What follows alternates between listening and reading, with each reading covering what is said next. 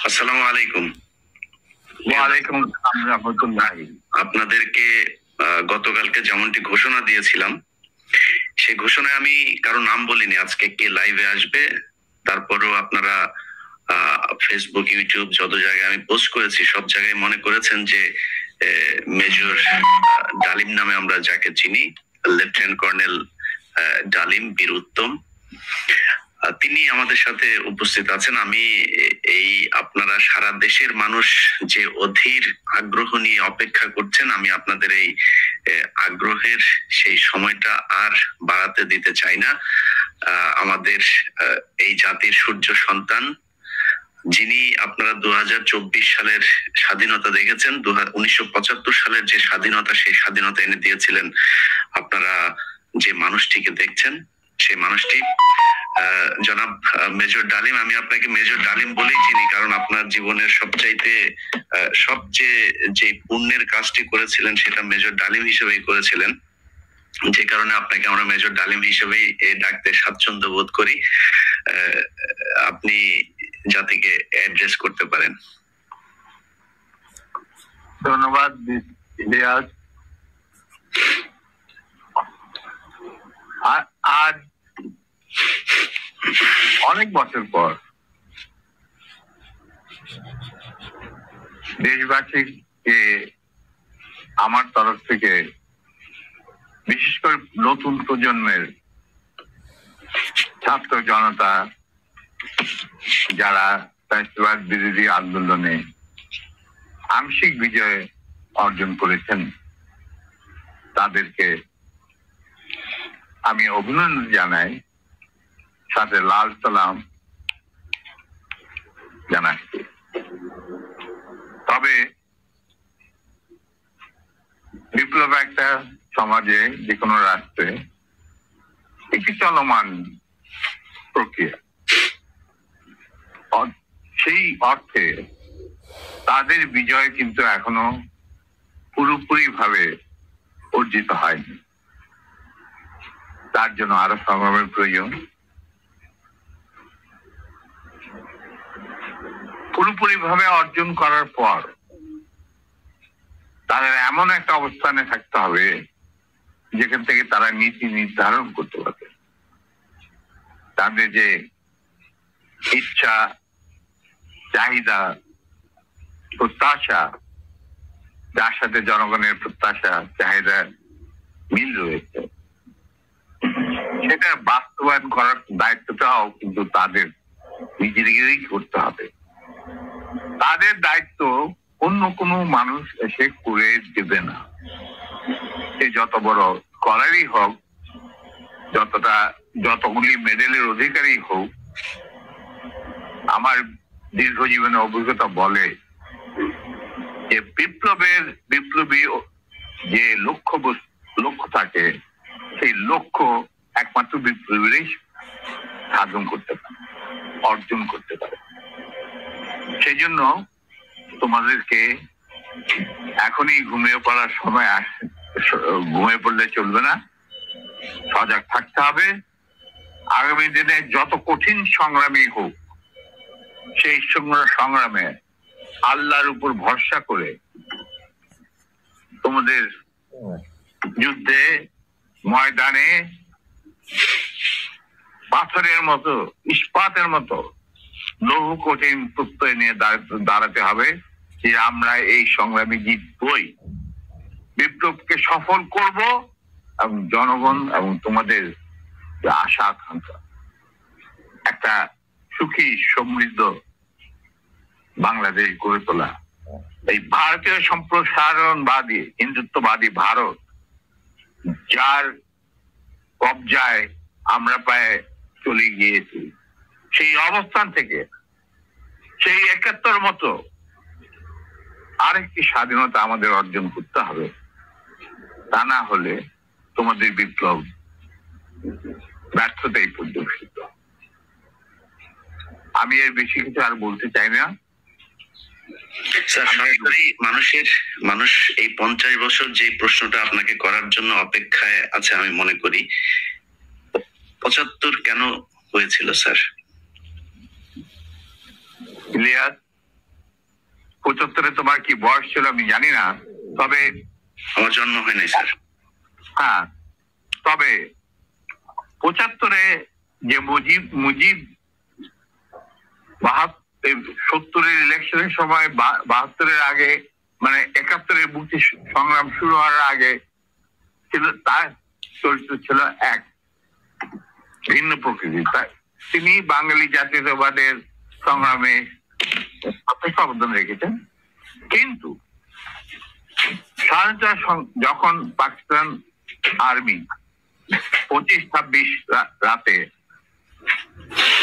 মানে বাঙালিদের উপর, নিরীহ বাঙালিদের উপর শেষ সন্ত্রাসবাদ, অ্যাট্রোসিটি বলো, জেনোসাইড বলো চালালো, এবং যাতে লক্ষ লক্ষ হাজার হাজার শিশু, নারী, পুরুষ প্রাণ হারালো, ছাত্র জনতা কোনো কারণ ছাড়া। তারপর তখন সেই অবস্থায় আমাদের দেশের তথাকথিত বড় বড় জাতীয় নেতারা বিভিন্ন দলের, তাদেরকে কিন্তু কাউকে খুঁজে পাওয়া গেল না। তারা তখন তাদের নিজেদের জীবন বাঁচিয়ে যার যার মতো জায়গায় চলে গেলেন। মুজিব স্বয়ং পাকিস্তান আর্মির কাছে ধরা দিলেন এবং তাদের সাথে একটা বন্দোবস্ত করে তার পরিবারের ভরণ পোষণের দায়িত্ব আর্মির হাতে তুলে দিয়ে তিনি পাকিস্তানে পাড়ি জমালেন। ডাক্তার কামাল হোসেনের সঙ্গে, যিনি ছিল major via media between Mujib and the army junta. তখন সেই দিশহারা দিশাহারা মানুষ বুঝতে পারছিল না বাংলাদেশে যারা কি করবে, তারা কোথায় যাবে, কিভাবে নিজের প্রাণ বাঁচাবে। সেই সময় চিটাগাঙ্গে থেকে ভেসে আসলো মেজর জিয়া স্বাধীনতার ডাক। আমি তখন পাকিস্তানে চাকরিরত অবস্থা। সেই ডাকে লোক, দেশের লোক একটা আলোর রশ্মি দেখলো যে হ্যাঁ, আমাদের যুদ্ধে আমাদেরকে এইভাবে মরণের হাত থেকে বাঁচার জন্য আমাদেরকে যুদ্ধ করতে হবে। Simple is that. আর সমস্ত দেশে সর্বপরিসরে লোক বিদ্রোহ, সেই মুক্তিযুদ্ধ সংগ্রামে ডাকে সাড়া দিয়ে মুক্তিযুদ্ধ গড়ে তুলবে। আমরাও এখানে বসে থাকুন না, যারা পেরেছি, যাদের সাহস ছিল, যাদের দেশপ্রেম ছিল, যারা পাকিস্তানের আর্মি জান্তাদের নির্যাতন, নিষ্পেষণ, বৈষম্যমূলক আচরণের বিরুদ্ধে জানা ছিল, তারাও সেই সংগ্রামে যোগ দেন। অনেকেই পালিয়ে এসে জীবনের ঝুঁকি নিয়ে। আমি ছিলাম তাদের মধ্যে সর্বপ্রথম গ্রুপ লিডার, যে আরো দুজন আমার সাথীকে নিয়ে আমি এসে যুদ্ধে যোগ দেই।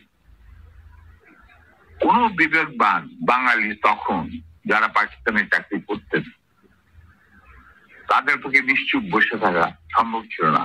তবে এটাও ঠিক, অনেকেই ঠিক বুঝতে পারছিল না যে কি হচ্ছে, কি কোনো খবর নাই, চিঠিপত্রের আদান প্রদান নাই, কোন রকম সংযোগ নাই। বিদেশি মিডিয়া, ভয়েস অফ আমেরিকা, তারপরে BBC, radio Australia, radio India, এই সমস্ত ওখান থেকে যাচ্ছি জানা যাচ্ছিল, ওটা সম্পূর্ণভাবে বিশ্বাসযোগ্য ছিল না। তারা তাদের মতো করে বলতে থাকে এবং আমরা শুনতে থাকি। তাই অনেকেই ঝুঁকি নিতে রাজি ছিলেন না। আর একটা সমস্যা ছিল, অনেকেই পরিবার সহকারে থাকতেন পশ্চিম পাকিস্তান, এবং বউ বাচ্চা নিয়ে তো আর পালিয়ে যাওয়া সম্ভব না সবার পক্ষে। কিন্তু আমি ছিলাম তখন ব্যাচেলার। আমার সাথে দুজন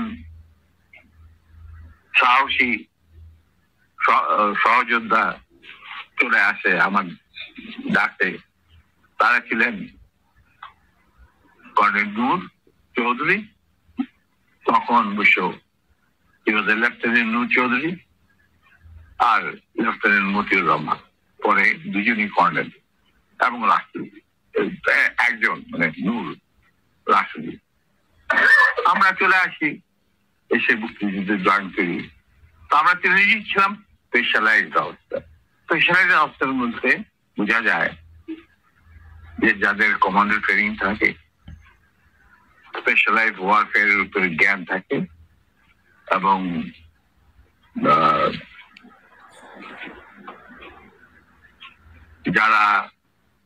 যাদের ইন্টেলিজেন্স অপারেশন কিভাবে বিশ্বজুড়ে চলে সেই সম্পর্কে জ্ঞানে তারা অভিজ্ঞতা সঞ্চয় করেন বিভিন্ন কোর্সের মাধ্যমে। তা আমরা ছিলাম তিনজনই সেই ধরনের অবস্থা। তাই আমরা জীবনের ঝুঁকি নিয়ে আল্লাহর নাম নিয়ে বেরিয়ে পড়ি এবং অতি সহজেই দিল্লি পর্যন্ত পৌঁছে যায়। এবং সেখানে আমাদেরকে রিসিভ করা হয় সাউথ ব্লকে, মানে প্রাইম মিনিস্টারের অফিসে। শ্রীমতী ইন্দিরা গান্ধী, র প্রধান founding father general Ruban Singh, DP ধর মুখ্য সচিব প্রাইম মিনিস্টারের and in charge of Bangladesh affairs, এনারা আমাদেরকে রিসিভ করে। তারপর অনেক আলাপ আলোচনা,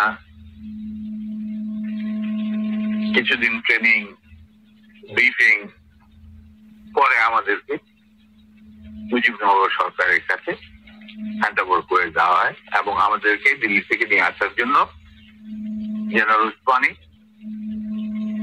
কমান্ডার ইন চিফ মুক্তি ফোর্স, জনাব Tajuddin, prime minister of the provisional government, 7 দফা চুক্তি করার পর, আর ফরেন মিনিস্টার খন্দকার মুশতাক আহমদ, যিনি আমার বাবার ক্লাসমেট, তারা আসেন দিল্লিতে। এসে তাদেরকে ফর্মালি আমাদেরকে হ্যান্ড ওভার করে দেওয়া হয়। তারপরে আমাদের তিনজনের মধ্যে দুজনকে, আমাকে এবং মতিকে, অ্যাপয়েন্ট করা হয় as guerrilla adviser to the sector commander. মানে 11টা সেক্টরের মুক্তিযোদ্ধাদের রিক্রুট করা, তাদের ট্রেন করা, তাদেরকে ইন্ডাক্ট করা, অপারেশন করানো, সব দায়িত্ব পড়ে আমাদের দুজনের উপর। এবং আমরা এই 11টা সেক্টরকে ভাগ করে নিই। আর Noor being the junior most, Usmani সাহেব ওনাকে তার পার্সোনাল স্টাফ অফিসার হিসেবে মুজিবনগর সরকারের যে হেডকোয়ার্টার ছিল মুক্তি বাহিনী, সেখানে তার সাথে রাখি। এবং শেষ পর্যায়ে কিছুদিনের জন্য নূর অনেকটা দৃঢ়তার সাথেই উসমানীর সাথে আলাপ করে সাউথ বেঙ্গলে চলে যায় এবং মুক্তিযুদ্ধে সক্রিয়ভাবে অংশগ্রহণ করে। সেও আঘাতপ্রাপ্ত, মানে সেও যুদ্ধে ইনজিউর্ড হয় একটা অপারেশনে, এবং তাকে বীর বিক্রম খেতাব দেওয়া হয়। আর আমি যুদ্ধের সময় 3-4 বার আহত হয়েছে, তার একটা নিদর্শন আমার দেখো। হাতের অবস্থা এখানে সেখানে সবকিছু অর্ধেক বোধ হয় আর্টিফিশিয়ালি ক্রিয়েটেড, রিক্রিয়েটেড, যেটাকে প্লাস্টিক সার্জারি বলা হয়। But then I continue. তারপর সেনাবাহিনী গঠন করা, বাংলাদেশ মিলিটারি একাডেমি স্থাপন করা, পিটি স্কুল মানে ফিজিক্যাল ট্রেনিং স্কুল স্থাপন করা, সিলেটে ওয়েপন অ্যান্ড ট্যাকটিক্স শেখার স্কুল স্থাপন করার সব দায়িত্ব আমরা পালন করি।